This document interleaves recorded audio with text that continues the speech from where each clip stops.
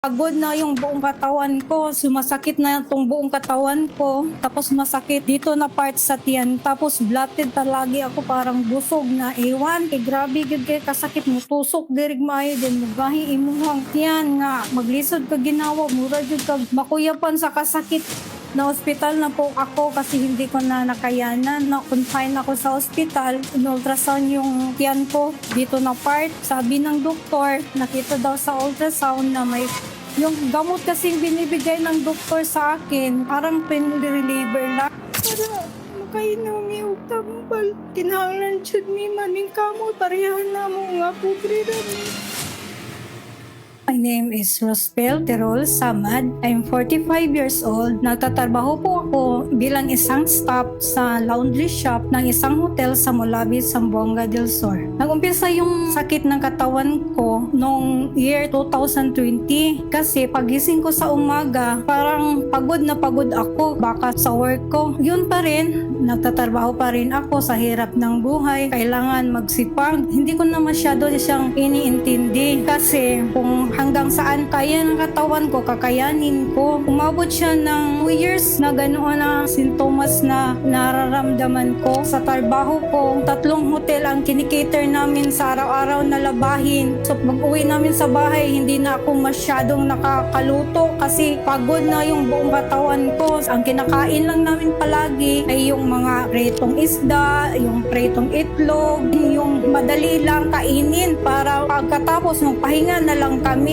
Dahil sa work din namin, mas gusto pa namin uminom ng Coke, honesty, kasi masyadong mainit magsampay ng mga labahan doon sa labas. Ganyan routine lang ang palaging ginagawa ko. Way back 2022, parang lalong lumalala ang mga sakit na iniinda ko. Kasi dati, pagod lang ako pagising. Pero habang tumatagal, parang sumasakit na itong buong katawan ko. Tapos masakit dito na part sa tiyan. Tapos bloated palagi ako parang busog na ewan. January 20, 2022, na ospital na po ako kasi hindi ko na nakayanan. Na-confine ako sa ospital. In-ultrasound yung tiyan ko dito na part. Sabi ng doktor, nakita daw sa ultrasound na may fatty liver ako. Tapos niresetahan niya ako ng mga gamot. Ininom ko lang lahat yon. Nawala naman ang sakit. Balik trabaho na naman ako kasi ang sabi ko, kung kaya, kakayanin ko pa rin. Hindi na ako masyadong effective sa work ko kasi sumasakit siya. Maski gumalaw, masakit talaga. Mura jud kag makuyapan sa kasakit kay grabe gud kay kasakit mo tusok dirig maayo din mugahi imuhang tiyan nga maglisod ka ginawa basta magsabay na sila magsakit at imong tiyan diri sa kilid. Pumupunta na lang ako sa CR at doon ako nagtatago kasi may upuan man doon at palagi ko na lang ginaganito ang aking tiyan.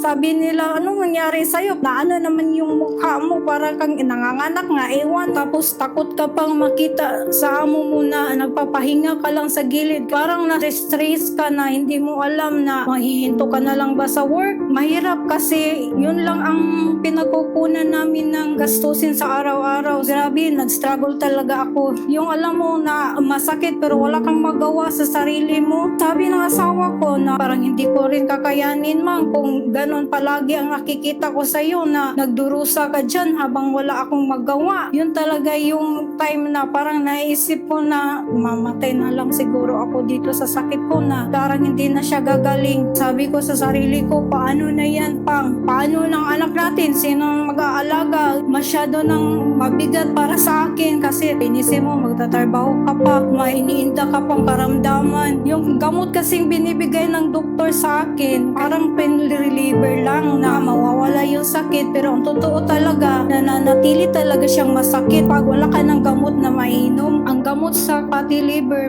mahal jud kay siya. Kanang pobre ka, kanang dili bitaw kay ka maka-afford sa tambal nga imong gipanginom. Kay parehan na mo nga pobre rami. Kinahanglan jud mi maning kamot para makainom mi og tambal. Grabe jud ko nag-struggle ato akong sakit na trauma na ko sige ka hospital din. Daghan kay kong negative thoughts nga dili ka katulog nga maghuna-huna na asa man igas money nga kamirang duha sa akong bana na ning kamot. Nag-eskwela pa akong anak na pamigibuhi nga duha ka buok tigulang ato nga time. Dako gyud mi kinahanglan sa mong pamilya. Dasal talaga ako sa Panginoon. Sabi ko, Lord, bigyan mo naman ako ng tulong. Yung hindi naman masyadong mahal, yung maka-afford lang ako. Pero epektibo, yun talaga ang definite prayer ko para sa Panginoon. Isang araw, nag-scroll ako sa Facebook ng asawa ko. 2022 yun. Lumabas si Salveo. Ang nakita ko doon na nag-introduce si Mama Rich, yung CEO ng Salveo. So sabi niya na, why not try daw ang Salveo barley grass kay dako daw siya mag-benefit sa imong health. So sabi ko sa sarili ko, try ko daw siya para naman maranasan ko yung kaginhawaan sa pakiramdam. So yun, nag-try ako ng Salveo. Umorder ako sa main sa Manila. Pagdating, uminom ako ng 3 beses sa isang araw. 2 sa umaga, sa tanghali at sa gabi. Pero yun, pag gabi na, lalo siyang sumasakit. Para siyang blender na naghahalo-halo dito sa loob ng tiyan ko. So natakot talaga ako. Sabi ng asawa ko, huwag kang matakot. Magtiwala ka lang sa iniinom mo. The other day, yun pa rin yun. Sakit pa rin. Tapos, sabi ko sa sarili ko, tatapusin ko lang itong 1 trial pack ni in-order kong na Salveo. So yun na yun, pagbawas ko, nakita ko sa binawas ko ng mga dumi, parang may halo siyang yung mantika ba na natutulog, parang white na ilabas ko sa aking stool. So yun, pag-order na naman ako ng 2 trial pack, parang na-feel ko sa sarili ko na gumaling ako kasi nawala naman yung sakit sa tiyan ko, tapos hindi na ako pagod pagkagising ko. Feeling na ako nga naulian, nabitaw ko. Energetic na ko kayo sa nga tanan. Na-feel na ko nga mura na maglahi ni mura na sige ko nakainom ani energizers pang muna ulian na jud ko pang anak ko sa kumbana siya pag sure pain ko lagi na ulian na kumpang siya nga sige ka magpalaboratory na lang ta sa imong dugo. So yun, pumunta kami ng hospital doon, nagpa-test kami ng SGPT, yun yung dugo na kukunin dito para malaman kung normal range na ba yung liver mo. So yun, normal siya 7.8 something ganon. Ang saya nun kasi wala ka na masyadong mga gamot na kailangan inumin, kundi